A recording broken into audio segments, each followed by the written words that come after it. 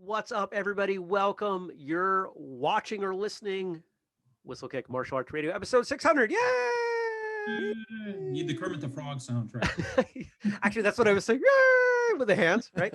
And I am joined by two very good friends, two people I think very highly of, respect the hell out of when it comes to martial arts and podcasting. Uh, yeah, the Bruce Lee picture on the wall behind you. Jared Wilson of Martial Thoughts and Ando. Hey, Oh, I haven't had to say your last name in a long time. don't do it. Mierzwa. Just Mierzwa. don't. Did I Hey, get it? that's fine. Okay. Yeah, I'll It's like take it. cheer. Thanks. Of Happy Life. Fight for a happy Fight life. for Happy Life. I'm thrown off by your shirt. I was reading the shirt. And my blinding smile, I understand. Congratulations, Jeremy. This is a thank you. big deal. Holy Thank you. smokes. 600. What incredible accomplishment. I'm really inspired by this. Even if the work isn't very good, just to have the commitment to get this far is incredible. That's really all it is. It's just I just keep going. No, I don't think anybody's ever accused me of being better at anything. I don't go away. I don't stop. I am annoyingly persistent at many things, and sometimes that works out in my favor. Unfortunately, sometimes it doesn't. But I think within the context of the show and Whistlekick, I think it works out. And so, listeners, viewers, the whole plan here was that there really wasn't much of a plan when Leslie and Andrew and I were talking. You know what to do for 600. I just said, what if we just get some people that I like working with? And these were the two on the top of the list, right? And I'm Only not two going to that say, answered. Here we are. yeah, so here we are, and we literally have no agenda. And we don't need one, because when the three of us have worked together in the past, it takes usually about 2 minutes, and we already did this where we just started to go, and it got funny and silly, and I enjoy this. And so even if you out there don't, tough, because I'm going to, and I've got a feeling these two gentlemen will as well. And that's really what matters to me on this one. So, but we got to start it somewhere. We've got to have some kind of start off topic from which we can divert. Let's talk about persistence, right? And if that's kind of what led us in, we've all worked with students. We've all been students at martial arts and other things. How important is being persistent versus good? Actually, I think it's much more important to be persistent than good. From a historical point of view, if you look at Jigoro Kano, Morie Ueshiba, Funakoshi, physically, they were little tiny guys. I mean, even amongst the Japanese said, these guys are short. And I think them just showing up and getting better was more important than being the end result of being good for them. I think that was a more important aspect for it. We have a saying in our dojos: 1,000 cuts can't be wrong. Ooh. One of them in there has to be right. Ooh, I like that. Ando? I've heard that saying as well. I quote that all the time. I love that. Yeah, persistence. What else is there? What's the alternative? The alternative is quitting. So it's impossible to get better by quitting.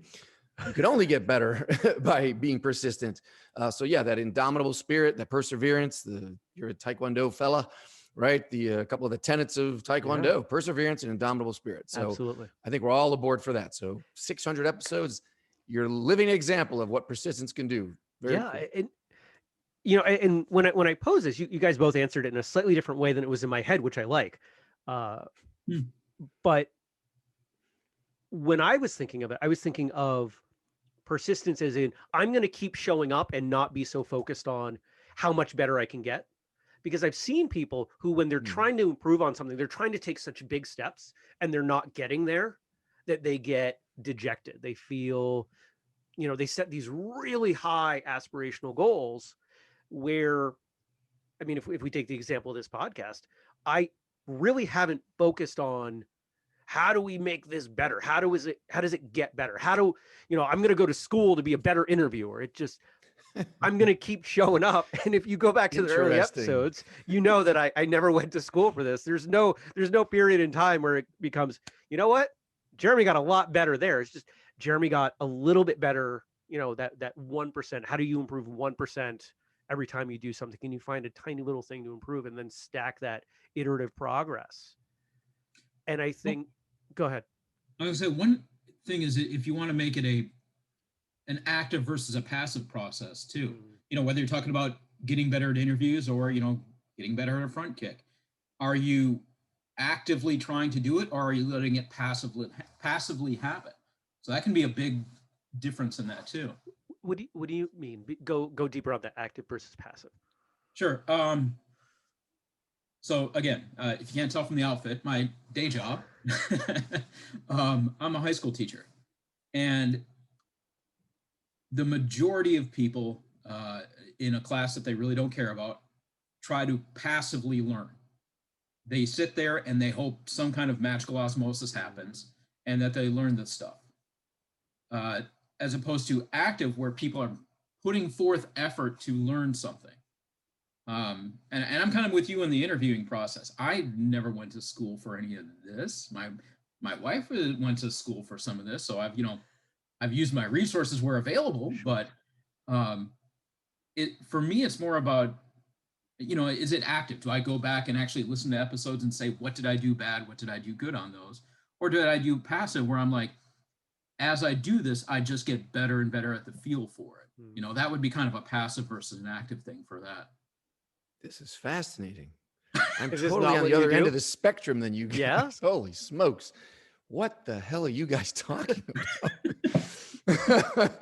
Because let's go back to the 1,000 cuts. Okay. There's a difference between saying, okay, I did 1,000 cuts, but one of them must have been right. I just don't know which one it was. So therefore, it's going to be very difficult to make two correct. So that's completely passive. Like you're just hoping you're going to get better at something. I think that's a huge, huge mistake. It's all about guided practice, persistence. Tony Robbins always says, I think that was it. If you keep running east looking for a sunset, it doesn't matter how persistent you are, you're going to fail. At some point, you need the guidance, whether it's a teacher or it's obviously you're going to be yourself. You have to be your own teacher. You've got to start paying attention to what you're doing, reflect on it, see if that's what you wanted to get, the results. You have to start comparing effort to results. I have no problem saying that I've always tried to be a student of teaching. Like, how do I be better as a teacher? And I do listen to old podcasts and go, okay, let me listen to this interview. Like, am I allowing enough space? Am I asking decent questions? Did I do my research? Did I just try to wing it? Am I trying to be funnier than the guest? Or, all these kinds of questions. Now, of course, it's a balance. You don't want to overthink things and get in the way of the play. But my goodness, if there's not some guidance, then you're just a missile with no target. You're just flying around, could destroy things. How's that for drama? I like it. What if there's middle ground? Because I think we're talking about no, there's no there's no middle ground. No. Okay. Put in waiting room. Well, I think there's a middle ground where you may not know what the missile target should be. You're kind of determining that in flight as well. To continue the metaphor. When I started my martial arts podcast, I had no idea what I wanted it to be. I kind of had a vague intuition that I wanted to talk to people, and this was a way to allow me to do that. So as I was doing it, I refined what I wanted it to be. There's a problem in that one, in that there really aren't mentors for this. I mean, you can look them up online, but they all say it's us. Top 10 list of same things you got to do every time. We're the ones now. Maybe. Yeah. Well, interviewing isn't new. I grew up watching Johnny Carson. Sure. It's easy to figure out how to have a good conversation. How about that? So you can have a mentor that's not even necessarily in the field, right? That's a good example too. Sure. Here's how I'm looking at this. Because I suspect we're saying very similar things, not the same things, but I think we're saying similar things, just looking at it differently. And the best part about having you on is that I usually play the contrarian, and I can't because you grab that role so quickly. Yeah, I see it. If we let's take learning. Let's take a front kick, for example. You can put out the bare minimum front kick, and maybe over 1,000 classes, that front kick just by accident and repetition gets slightly better. You could go the other end of the the spectrum and go to the best martial artists all over the world. Skip classes, forget putting in reps. I'm going to look for what are the big hacks and shortcuts and the big leaps that I can take in my training. And that may or may not work. It can be expensive and time consuming and frustrating. Or the way I look at it, whether it's a front kick or this show, I'm going to show up and I'm going to do the best front kick I can with the understanding that I have at that time. And once in a while, I'll have a small step forward. I'll have a small, it's not even an epiphany. It's a small, oh, I like the way that feels. Oh, I like the way I transitioned in between those questions. I like the way we scheduled that guest. And, you have a lot of these 1% moments where it can sometimes even be hard to look at the two and say, this one is clearly better. Sometimes it's just instinct and saying, I think this one's better. And I kind of want to see where doing this another 1,000 times takes me. Sure. Well, that's guidance and reflection. That's more what I would be saying. That's the play part of it. So that's great. I love that phrase. The what'd you say? 1% moments. I think so. That should be on a t-shirt somehow. That's pretty good. Train for the 1% moments. You're not training for, oh, I got to be first place by next week, or, oh, I want to make $1 million in a prize fight. It's like, no, persistence means that you're training for the 1% moments. Right. I think is a lot more sustainable. And I think that, and this is something I've been reflecting on a lot in looking at social media. I don't know how much time you guys spend on Facebook, but I am constantly being bombarded now with martial art, because whistlekick, one of the things we have checked is whistlekick's a martial arts school. So I'm getting bombarded with, here's how to add all of these students to your school, add 137 students tomorrow, so these really big promises that I'm sorry, even if I had an actual martial arts school, I don't believe your claim. And all of these other, start this course, do this. And it doesn't matter where I go, I'm getting smacked in the face with these. Are you guys seeing all these too? Well, sure. Yeah, I'm getting a lot of SEO optimization stuff too. I don't know if this is like a post-COVID where people are starting to do things again, and so they're trying to capitalize on that maybe, or what's going on is there are a lot of courses out there that teach you how to make and sell courses. We've reached the point of saturation. And because the best way to market all that stuff is to show these dramatic changes, make all these huge claims, I notice that when I see these things, here's the secret that we used to sell $420 million online last year. And I'm looking at these things and I'm looking at our struggling business, and I feel badly about myself. But as I dig in, I realize it's all BS. It's not real.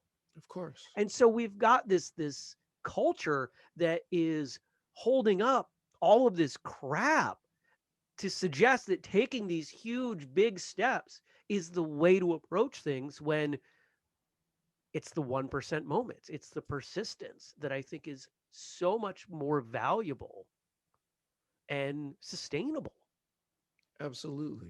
I mean, who's going to disagree with that? Boy, you clearly hit a trigger here on yourself. You've triggered yourself here. I did. Yikes. I didn't even realize it. Wow. Well, yeah, I mean, this is just marketing 101. Of course, people are going to overpromise what your results are going to be. That's the little print at the bottom. Your results may vary, and it'll be a lot less, very less. Of course, that's we're all old enough to understand that. Sure. But we're also old enough, especially through the martial arts, to see how long it takes to really start accruing skill. Wherever you started, when you see the guys up there that you want to be like, your mentors, your teachers, it seems like it's just, there's no way you're ever going to cross that gap. I'm just, I'm about to be 51 now, and it's only now I'm starting to get a better picture of like, oh, look, because I was persistent, I'm starting to accrue some of those skills that seemed magical to me at one point. And, oh, God, I hope my body can last long enough to keep me going. To get some more, because once you're into it, that you get addicted to that 1%, because now your expectations are normalized and you're living in the real world. Then I don't mind getting up every day for that, or being self-taught during COVID and having no partners necessarily. I have no problem. I've never not wanted to get out of bed and train immediately, because I'm into that 1% or less. And some days it's 0, but I know this week might turn into a 1%, or this month Right. might turn into a 1%. So once you get that mature learning perspective, then I think there's no stopping you. So clearly you've made it past all of that stuff. So I don't know why you're so upset. Because I don't like the impact it's having on people. Oh, stop it. Don't No, be what are you, dad? Take it easy. You can't go around, hey, you people, you should do this, and hey, don't fall for that. Let them figure that out. If people are out there hunting for hacks and shortcuts, they're going to flame out, burn out. They're going to see that doesn't work. And either the people that are meant to do these things and move forward will do it, or they will not. But we can't go around trying to convince people like, hey, stop, don't go over there. Don't go over there. I'm not trying to convince anybody. It just makes me sad. You would like to remove all ads off of Facebook. You would like to have all of those courses. No, I don't, because then the economics of Facebook doesn't work. And then Facebook's going to do even shadier things. Shadier things. Oh my! They've already been shady. They're going to get shadier. Oh my gosh! Yeah, this was the last episode before we got shut down. Here they come. The Facebook police are coming. Hey, if anything on the internet is free, that's because you're the product. That's right. If you don't see the business, the monetization strategy, you are the monetization strategy. Yeah. Why are we bitter about that? It's fantastic. Look at all these free, great resources that we. I don't think I'm bitter about that. I'm bitter about people lying. I'm not hearing happy voices when you guys say that. Yeah, that wasn't happiness. Like, holy crap, we get to talk face to face on Zoom. Maybe you're paying for your membership, but you don't have to. This is fantastic. What a resource. Wow. Amazing. Couldn't do this. At least you're staying true to brand. Happy and caffeinated. He's drinking out of a Happy Life mug for folks who are listening versus watching. To kind of continue that same idea we were talking about, you were talking about the big leaps versus the small leaps. Yeah. I think it's the law of diminishing returns, right? And when you start something, you do get that big leap in ability. Yes. From the first week you started martial arts to the first month you completed it, there's a big leap in ability. Absolutely. But that leap gets smaller and smaller. Those increments reduce, yeah. Yeah, you have to be. It's almost like like you're talking about. It's a psychological training to accept the fact that those learnings are getting smaller and smaller, and not, get bored and quit martial arts, or get bored and give up the piano, or whatever it is you're practicing. People think they plateau when really they're looking they're zoomed out or in. They're zoomed too far in one direction or the other. They're looking at the wrong increment. When I consult with established businesses, we started doing this last week. 90 days. Anything we do, you should be looking at a shift in 90 days or possibly more. There's a reason you see big international conglomerates making forecasts for revenue 3 years in advance, because it takes them that long to turn such a big ship. Sure. I wonder how many people stopped training, stopped anything, that actually were making progress and didn't realize it because they were looking for a greater increment of movement than existed. I would say almost. Why would it? Right. I'm sorry. Yeah. I mean, why would anybody quit if they were feeling successful and incrementally getting better? If they felt that, then they probably wouldn't have stopped. It's like an investment. If the investment keeps paying you back money, why would I pull out of that investment? But if they looked closer, if they were expecting a 5% return and they were getting a 0.25% return, if they looked closer and saw that 0.25%, would they say, oh, I thought I was getting 0 and it's moving in the right direction. It's just moving slower than I had hoped for, thought would be. Well, I think it's more of a diminished dopamine return. So it isn't money per se. It's that initial of, holy crap, look how much better I got. I feel awesome. I feel better in shape. And then it's like, I'm doing the same amount of work. Why am I not getting that same amount of dopamine? So again, it's kind of retraining your brain to think of it differently. So as instructors, we should come up behind every student and poke them when they're not. We should give them a notification. You're doing great. You're making progress. Believe it or not, that's part of the motivation in the initial part, is just encouragement and letting them know they're doing the right thing. To be a good teacher, at some point, you have to stop doing that and give them honest critique, as opposed to, nope, just keep punching, Yeah, what does 1,000 punches look like when nobody's told you how to fix them? Looks like the first one 1,000 times.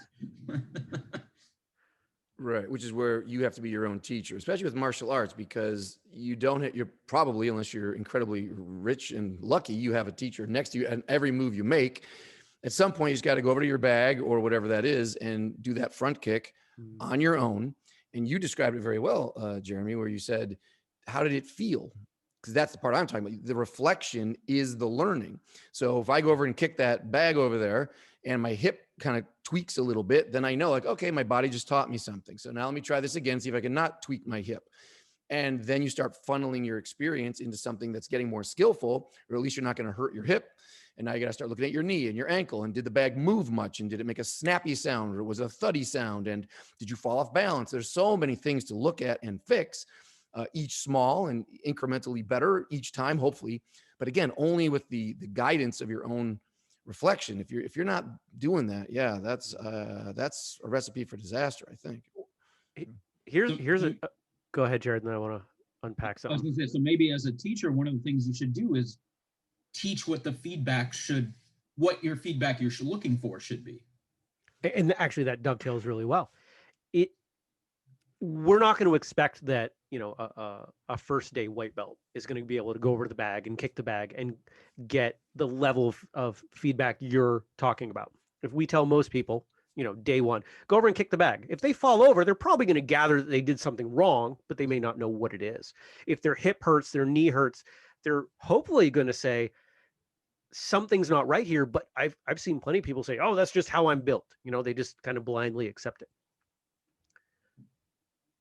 All three of us have been training long enough that we understand that we can do some solo training, that we can help ourselves get better. But does that skill set only arise because we have spent time teaching others? No. That's interesting. No. The answer is no. Okay. I don't think you have to be a teacher to make progress, right? But that's not what I'm saying. The idea of, take that example, going to the bag, kicking the bag, and being able to take feedback from that and internalize it, understand what it means, and correct your own form out of that whole process. That is a teaching process. Does that teaching process only come as a result of learning how to teach others? Because a lot of us have a hard time teaching ourselves. A lot of us have a hard time taking our own advice. And I genuinely don't know. I'm asking. I don't know the answer to this question. I don't think it's a result of you being a teacher. It's a result of knowing what to look for, which could still be, again, the feedback. The instructor is giving giving you what to look for is the correct feedback, right? Mm-hmm. This is what a kick should look like. This is what a kick should sound like. This is, if it's hurting something, that's wrong. Sometimes you need to say things like that. If you're doing it and it hurts, don't do that. So I think, because I would say that no professional athlete could learn without a coach there. And obviously, they can go and they can practice. Tom Brady can throw the football as much as he wants, and he knows what to look for on his own throws. But where did he learn that? Where did he learn that? But he never taught it to anybody. So is it a separate skill set? Is that a skill set that is taught? I'm going to teach you how to correct yourself. How to understand the feedback that you're getting from yourself. Yeah. I think we get that unintentionally when we practice the right way. If you're doing a martial art and they're saying, okay, no, do it wrong, and the guy comes over and says, here, put your hand here, do that, blah, blah, and then you do it the right way, and he goes, that's what it should feel like. The question is, how much can you internalize that and say, I understand what that is supposed to feel like? So it's a refinement of understanding what the correct feedback is supposed to be. Ando, I can't tell if you're thoughtfully pensive, or you're throwing like daggers with your eyes. Yeah. Yeah. I mean, I think this is an age-old argument. I can think right away of two different Brazilian Jiu-Jitsu schools here. One's like, let's say, the Gracie Academy, and one I train with, Higa Machado. Okay. And they have completely different teaching methodologies. And I'm sure anyone listening at their martial arts school will figure out they're either one of these or somewhere in the middle. And the big choice is, maybe at the Gracie Academy, they're going to say, okay, here's the first 36 things you're going to learn. Here's a class just teaching that thing. Here are the baby steps that you're going to get. We're going to take you by the hand. We're going to show you each of these pieces and put this together for you. You just plug yourself in, relax, and go. The other teaching methodology is, well, just go roll with that guy. Go roll, see what you find out. And either you're tapping more or you're tapping less after the months and years go by. And maybe once in a while you get a quick little, hey, be closer on that. You get one little tip, and that's going to guide you for the next 6 months to go experiment. So you have the kind of, I will guide you teaching methodology, or the, why don't you figure this out for yourself? And I'll be here to really, if you get way out of line, I'll be here to help guide you. And there's pros and cons to both.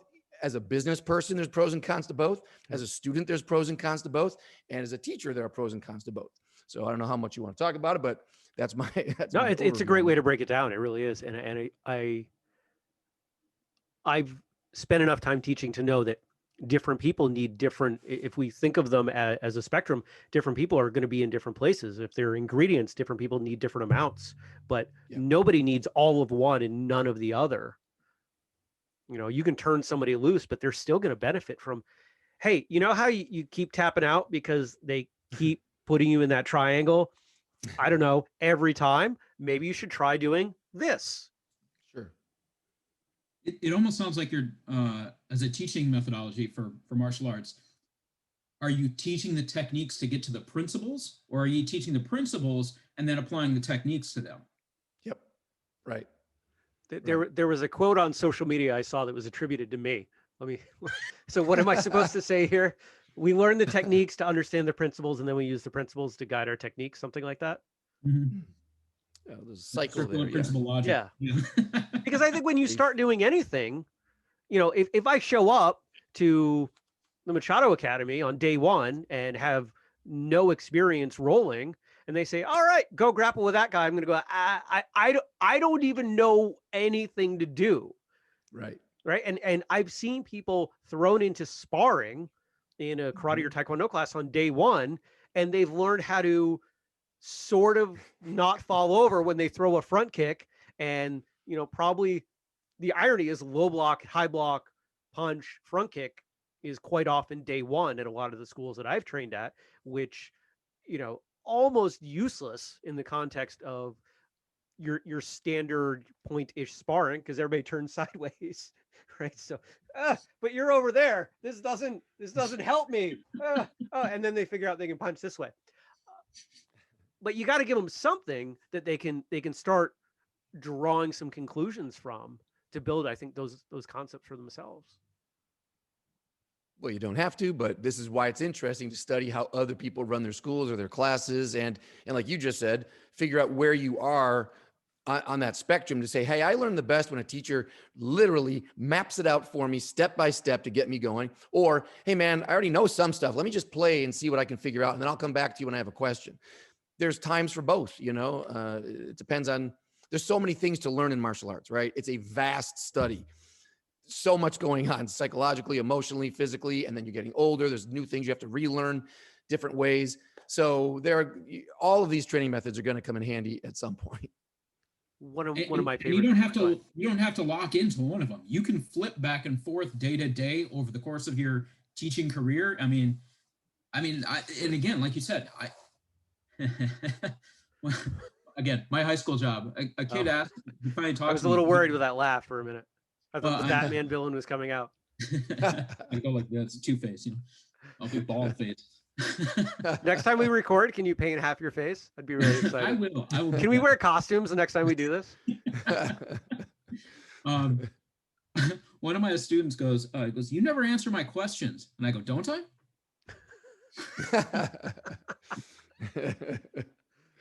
Oh, I can see that if I had you as a teacher, on some days you would be my favorite teacher, and other days I would want to set your desk on fire. That's my goal.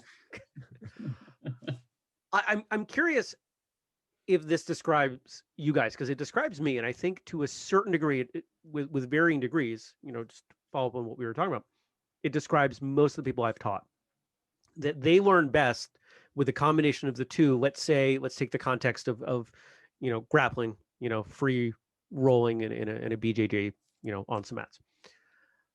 Here's a move. We go over the move, show you the move a few times. They grab a partner, they do the move a handful of times. They've got just enough of it that they can go kind of play with it. Okay, now grab a different partner. And you guys, I want you to go half speed, try to find some opportunities to work this in. And okay, switch a few times. And all right, last 15 minutes class. All right, see if you can make this work. Look for it. Go. Is that a way that you both teach? Is that a way that works for you? Language wise, I specifically use the word "go play with it," because I think that's better than "go practice it." That assumes you know it. I'm like, no, go experiment with it. Here's the guidelines, here's the constraints. Go play with it. So I do that aspect. Personally, I think I do more of the principle based. When I teach, I'll teach 4 or 5, let's say to use the word techniques. I'll think of 4 or 5 techniques that are all based on the same principle. Mm-hmm. And then after the class, then we do the reflection and say, pop quiz, what was it that linked all of those together? Mm-hmm. And then that gives you a gauge for what the people are understanding. Mm-hmm. If they say, well, everyone punched with their right hand, I'm like, well, yeah, but that's kind of like baby steps. What's the overall principle of the techniques? And sometimes people get it, sometimes they don't. So I think that's a more accurate way to gauge where they are, is what do they understand about how the art pieces fit together rather than the individual, puzzle pieces. So that's a little bit about more how my martial arts teach. Ando? Yeah, I would say there's a huge difference between what you learn and then how you learn.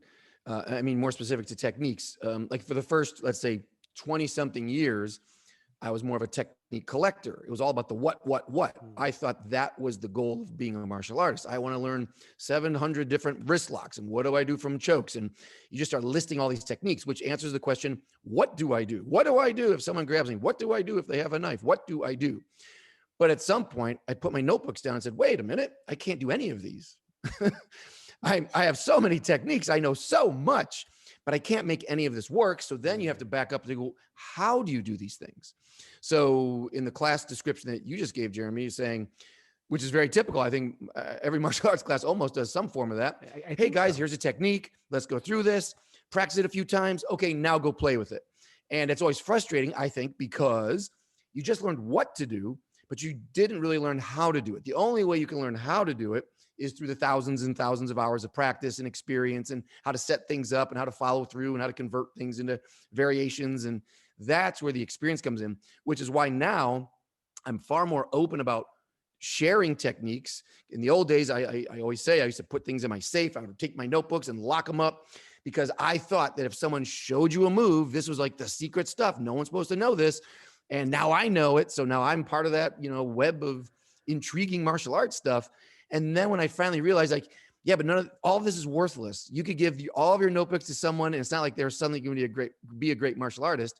You got to put in that sweat equity, take the punches, fail a lot to figure out how to make any of these work. And the good thing is, once you do that, I believe, so far I'm still in this process, when you start figuring out how to make even one technique work, then that unlocks how to make all the other ones work. So there is a payoff at some point for having this encyclopedic knowledge.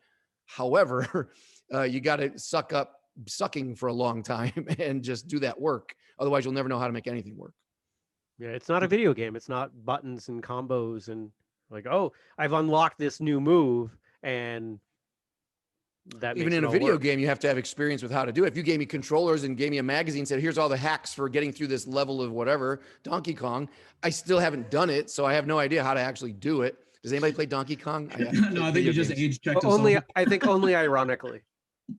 I don't. Okay. I haven't played video games. I just love that you went there. I mean, all the opportunities to pick a fighting game. I don't know any. I honestly, I don't play video games. I try to stay away from it. I'm too OCD. You've never played I would Tekken? never stop. You've never played Tekken? No. No, I know. Oh, now I want to like send you money to open a Twitch account and have you play Tekken so we can watch it, because I think that would be great. Yeah, I know. I'm too addictive. When I was a kid, I was, the first version of Atari with like Asteroids or whatever the heck it was, even Pong. That was it. I'm in my room now. I'm not coming out until I flip that board and flip the score and get higher and higher. And I realized this is a problem. I should stay away from these types of things. So that's why I don't drink, don't smoke, no video games, because I know I'll just never get up. Now, sounds like a pretty good weekend. Yeah. maybe not the smoking, but oh, now you're judgmental. Okay. All right. No, I just don't smoke. Pick your continuing on with what you were saying about the, learning about the how to do something. There's a side question, or maybe even a further question, is the why do you do something? That you can attribute on there too. Absolutely. Why do techniques work? Not just how do I make them work, but why? There's the principle behind it, but so that's the why this works. When I tip a guy's head, why does he fall over? Can I apply that to everything else? So that's when you start to get to some of the other good learning stuff too, is when you start going, not only, what is the technique? How do I make it work? But why does the technique work? There's 3 levels of understanding right there. Oh, I see. You went a different way than I thought. Why is a great question. I thought you meant why in this situation would I choose this technique? Is it for my ego? Am I going overboard? Is this really something to fight for? Why am I doing this? What am I fighting for right now? Do I need to fight for this now? To me, that was even, how about a 4th layer? Another why. Why am I doing this? Why squared? Well, I mean, because you could say, hey, I know what technique to do. Oh, someone's got their hands on my throat. Okay. And I know how to make a technique work. I might know 3 or 4 different things, how to make it work. But why would I choose this one where I smash him in the face? Does that make me feel better than if I hit him in the groin or attacking the fingers? Why do some techniques appeal to me more? And why do my instincts lead me to certain choices? Now you're starting to peel those layers back about who you are. And why do you like that technique? Why do you like this art? Why have you spent so much time trying to figure out how to get out of a choke? What is your issue? What are you afraid of? So the why is always a great question to throw out there. Yeah. I think in the moment, the why is almost always because that's the technique that I was most comfortable with that seemed to apply. I think when you're talking at a slower pace, you have, and this is why I'm such an advocate for slower movement. I think there's definitely room for consideration. But if somebody's got their hand on your throat, assuming that they're actually applying pressure, I'm going to guess that you're not going to go, okay, I could punch him in the face. But if I do that, okay, I could kick him in the groin. But if I do that, then all right, should I punch him? Right? Because now you're done. Right? Now you've passed out. I'm assuming that if you're going to deploy anything, it's going to be the thing that you're most comfortable with. I mean, that's been my observation of myself and most people with So sparring. my question is, why is that the most comfortable thing? That was only the little extra thing I was trying to throw in there. Yeah, of course, in the moment you do what you do. So just like when we were talking about kicking the bag and then you feel a little tweak and then you start making adjustments. So same thing, if you're sparring, but you keep going to this one particular type of technique, why is that one feeling like that's your best move tonight? Why do you keep avoiding these other techniques? I think that it reveals a lot about you. Like, for instance, I heard a piece of advice once where it was said, people attack with the move that they're most afraid of being hit with. So if you're sparring, you're using the thing that makes you feel the most vulnerable. So think about that. That's a why. Like, why does that scare you so much? For instance. I like that. That's a good psychoanalysis of your own self. Yeah, I need like 2 hours to go sit and contemplate that one in silence. That's intense. Right. My initial response is I agree, but I'm not sure why I agree. Excellent. That I'm gets pretty us sure very far. I'm pretty sure I do agree. I'm thinking about what I typically do when I spar. It's this style. It's a lot of side stands. Don't tell us. I want to be surprised someday. There's back fist and side kick. Oh, the Bruce Lee combo, the Bruce Lee special. Also, the Bill Wallace combo. Also, what I grew up doing. It's staying as far away as possible. Pay attention to my hand. Now I'm going to kick you. Right? Like that's kind of been my thing. But is that my thing or am I afraid of that because that's my thing? I don't know. This is an interesting, really I like where you're going with this right now. Because really even the way you just said that reveals something about, I'm back here. Why are you back there? Why aren't you on his face chewing his nose? What's the matter with you? Because I'm short. And Yeah, all the more reason you should be over there like a monkey on his neck, eating his throat. Why are you playing far back if you're the little guy? How are you going to win from back there? So I grew up point sparring. This is part of this. Okay. Right? There's no face chewing permitted in point sparring, at least not in any rule set I've ever witnessed. It would add a new dynamic. 1 point punch, 2 point kick, 3 point face eat. Face bite, yeah. You just wear the Nerf mouth guard. You have those special. Whistlekick doesn't sell that in the store. We do not sell those. No, there's also some interesting zombie martial arts hybridization happening in my mind as I think about self-defense that involves biting people's faces. It feels very much like a Florida thing. There's got to be, this is so Florida, Jared. There's got to be a school, and you've got to be able to help us find it because you're the one with the Florida connections. We'll call it Fear the Whistlekick. It'll be a new TV show. No, we will not.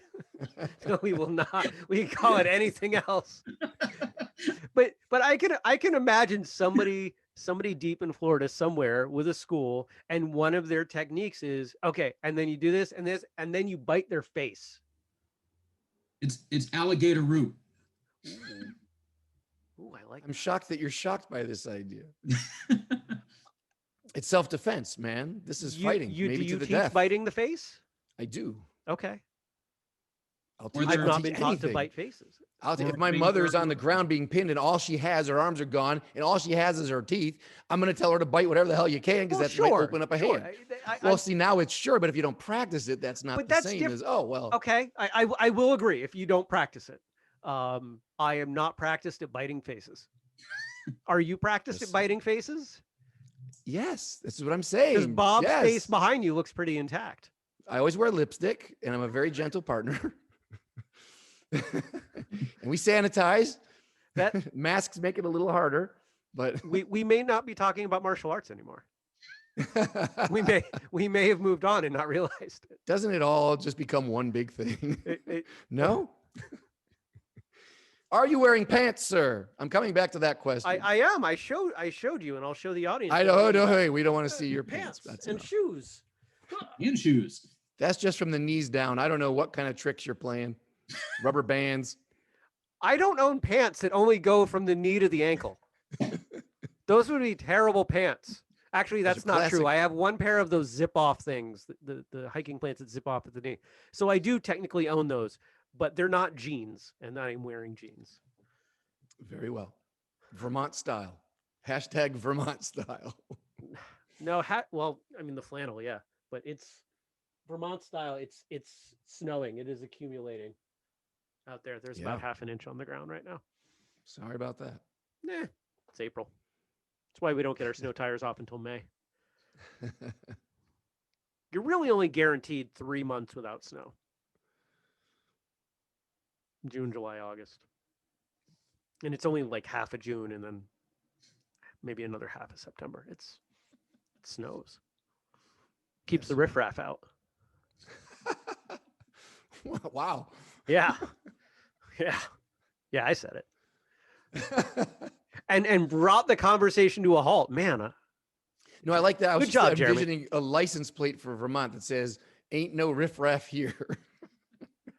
Although a third of new home sales last year were out of state, so apparently not. You mean people coming into Vermont?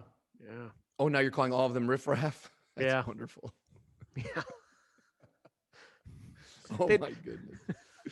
It's all right. Very few of them are going to listen to the show. It'll be fine.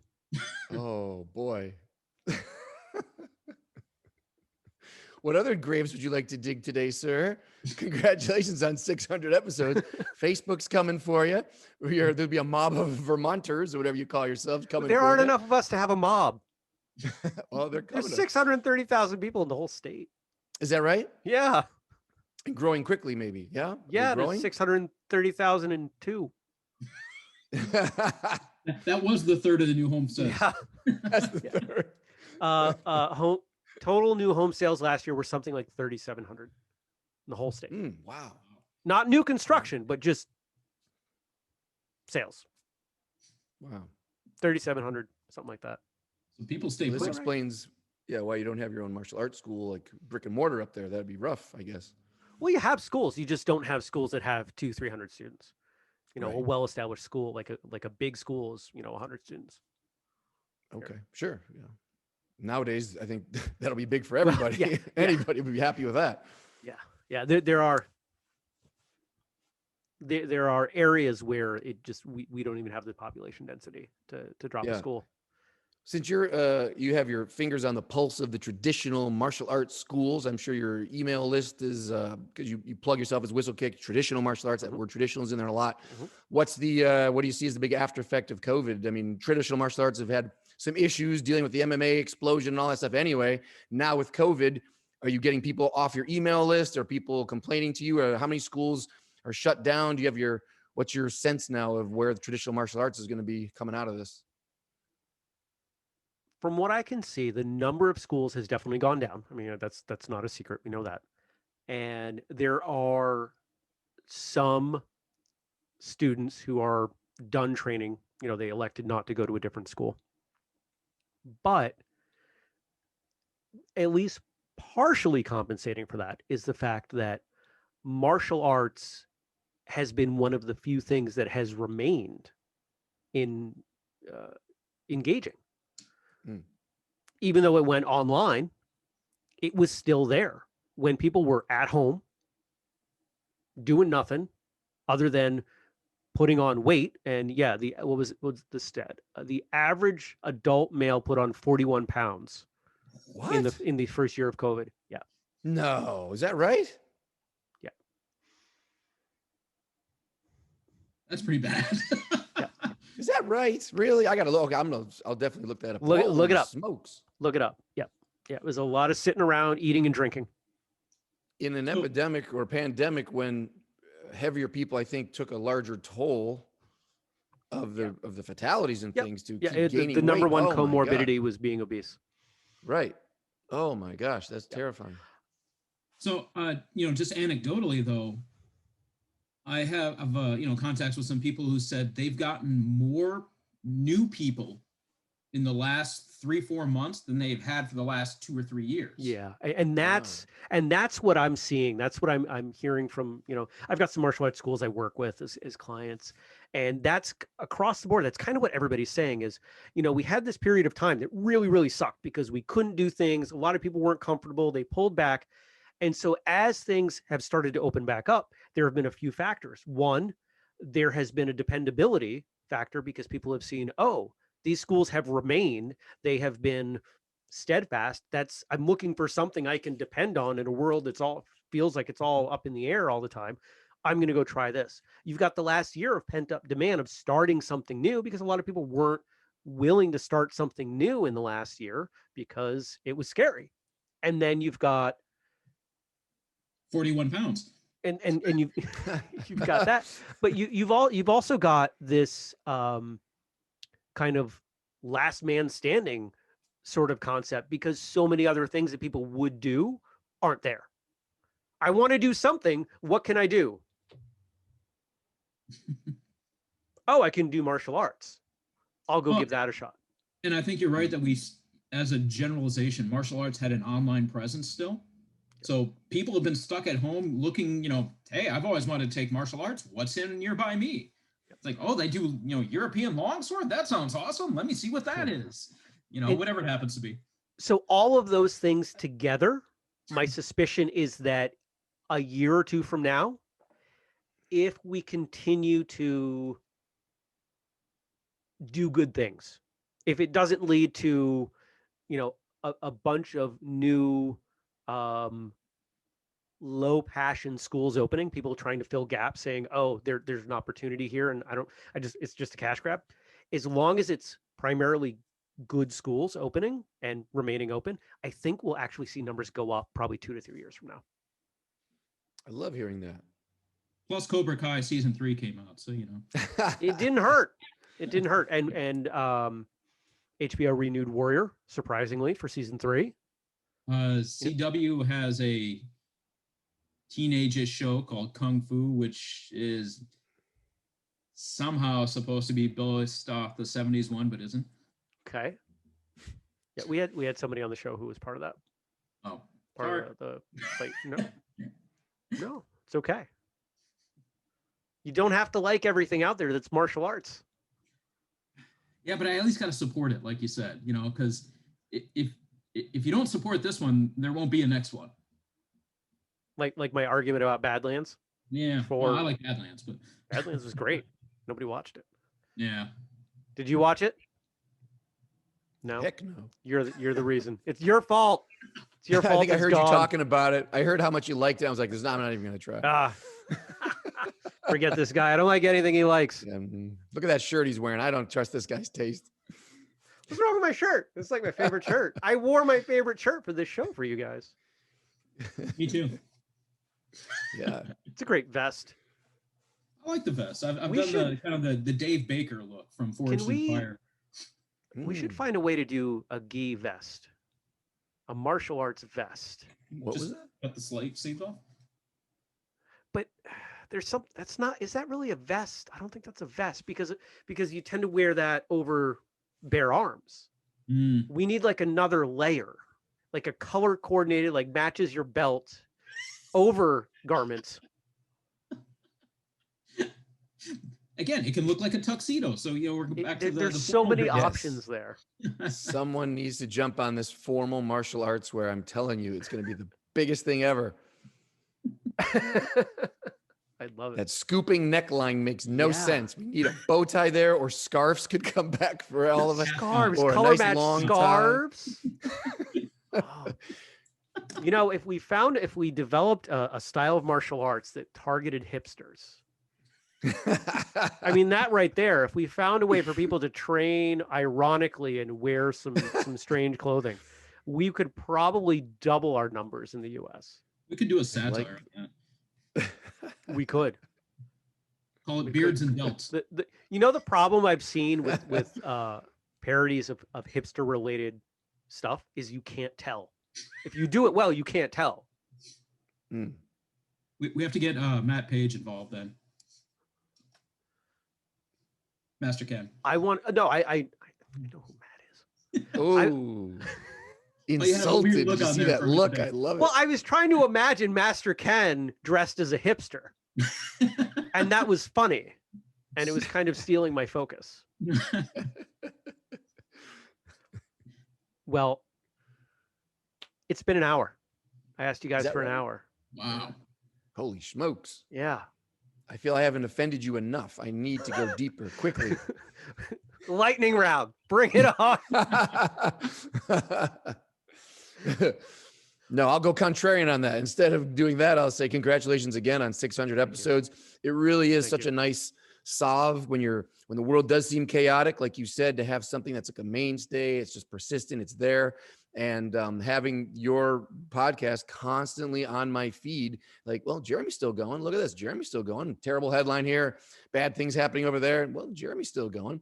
There is a lot of reassurance that comes from that. So congratulations on being like a beacon out there for people to at least focus on sometimes to say, well, at least I'll spend a nice half hour, an hour with Jeremy, listen to what he's talking about. Because you're also, as a person, very consistent. We pretty much know what we're going to get, and some of it we like, so it's cool. I appreciate the backhanded compliment. There you go. Back-fisted compliment. Back fist sidekick. We don't backhand compliment people in martial arts. We back fist compliment them. I like that. That should go on a T-shirt. Well, I want to say thank you to both of you, and I believe I've shared this with the public before, and I'm fairly certain I've said it to both of you before. But in the early days, you guys were both going before me, and in the early days, yeah, but you've lapped me a lot. So just because someone shows up to class more often, it doesn't mean that they're whatever, right? However you want to gauge the fact that you both were here and willing to share and willing to work with me has been a huge part of why I still enjoy doing this 6 years later, because there are plenty of aspects of my life, I suspect yours too, and doesn't take long looking at media to see people getting really upset that others are horning in on their territory And here we are, we're doing similar things. We are competing for similar audiences. No, we're not. Well, I think it's all the same audience. Yeah, They just rotate between us. But the point is, in a lot of industries, this would be, you know what, you're doing something that's very similar to me. I'll respectfully, look at what you're doing, but we're friends, right? And that really means a lot to me. And I think that is a perfect indication of martial arts and the martial arts mentality, because how good are you as a martial artist when you show up to class and nobody else is there? You suck, right? Like, you can only do so much. You need other people's bodies. You need that feedback, that immediate feedback. And so that's something that I get from the two of you and means a lot to me. So thank you for being there and continuing to be there and being here today. That's beautiful, Jeremy. Thank you for that. Especially coming out of the quarantine and the lockdown where we've all been isolated.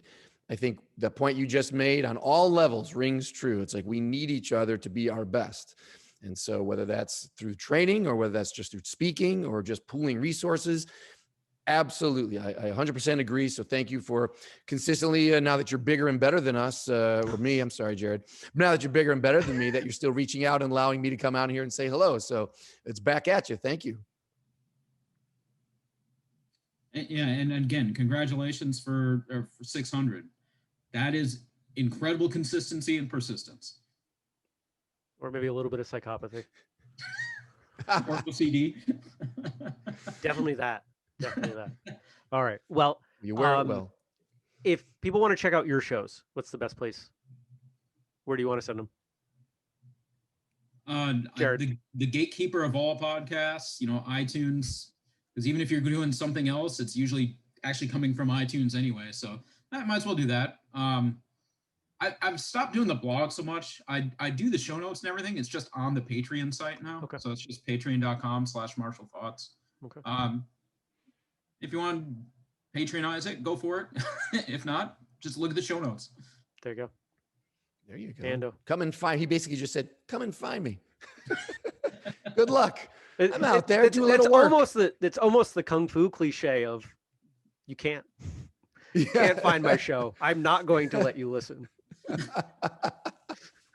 got to earn it if you really want it. Come find me. When it's time, you'll find it. That's right. I'm on the other hand. I got a welcome door, wide open. Come on in, people. Fightforahappylife.com will get you there. I welcome everybody. Come on by. Cool. All right. Well, and if you're listening or watching this, you already know how to find this show, so I'm not going to belabor that. But thank you to the listeners, the viewers. I've always said that I don't care how many people watch or listen to this show. I just care that, some people do, because otherwise I'm just a crazy person, talking to myself. But now you're talking with friends. Now I'm talking with friends, so that's a lot better. Or are you?